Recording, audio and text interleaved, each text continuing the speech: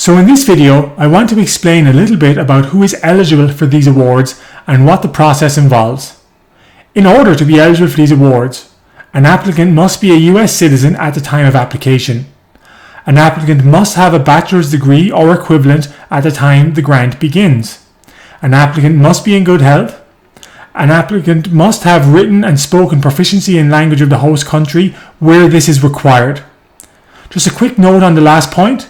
Most of the Open Study and Research Awards and the English Teaching Assistant Awards do not have language requirements.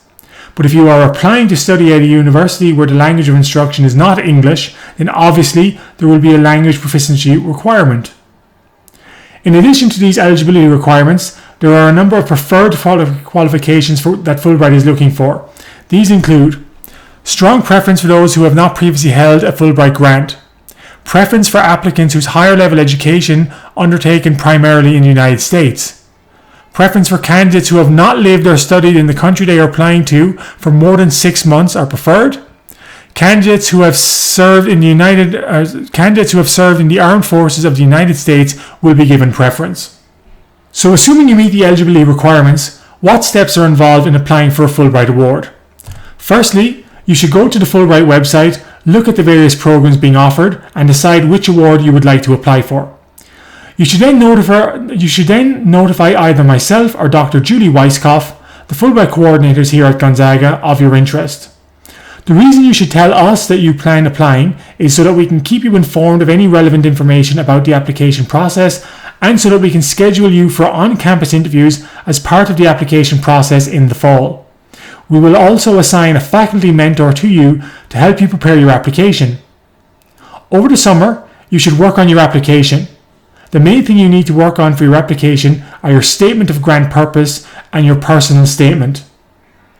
The statement of grant purpose is a 2-page document outlining the who, what, when, where, why, and how of what you are proposing to do for your Fulbright year. The personal statement is a 1-page narrative that provides a picture of yourself as an individual. It should deal with your personal history, family background, influences on your intellectual development, the educational, professional, and cultural opportunities, or lack of them, to which you've been exposed, and the ways in which these experiences have affected you and your personal growth. Although these requirements are not particularly difficult in terms of their length, it is important that these 2 statements are of the highest quality possible, as they largely determine whether an application is successful or not. When you reach out to Dr. Weisskopf or myself to tell us of your interest in applying to Fulbright, we will provide you with some sample statements to help you prepare writing your own. You should submit the first draft of your statement of grant purpose and your personal statement to Dr. Weisskopf and myself by September 6th. This will allow your faculty advisor, Dr. Weisskopf and myself, to review your statement and to offer suggestions on how you could improve them. In the middle of September, each candidate will be interviewed as part of the application process. While we have a strong preference for interviewing candidates in person, on campus, we understand that might not be possible if you are no longer in the Spokane area. In that case, we will arrange an online interview for you. There are a couple of different reasons for holding these interviews.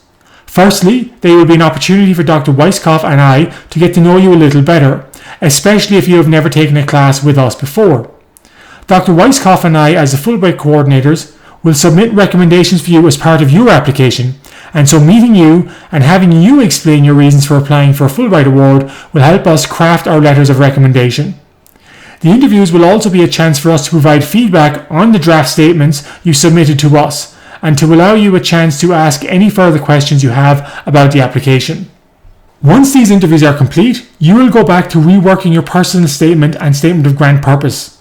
These must be submitted directly to Fulbright no later than 5 p.m. East Coast time on Tuesday, October 13th. That is the deadline for the application.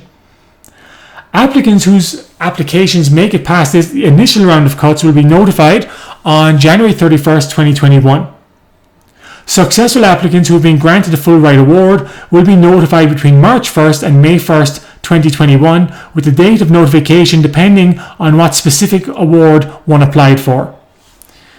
If you have any other questions, please get in touch with either myself, and that is my email, thebarra@gonzaga.edu, or Dr. Julie Weisskopf. weisskopf@gonzaga.edu. Or if you would like to explore the various programs yourself, please check out the Fulbright website.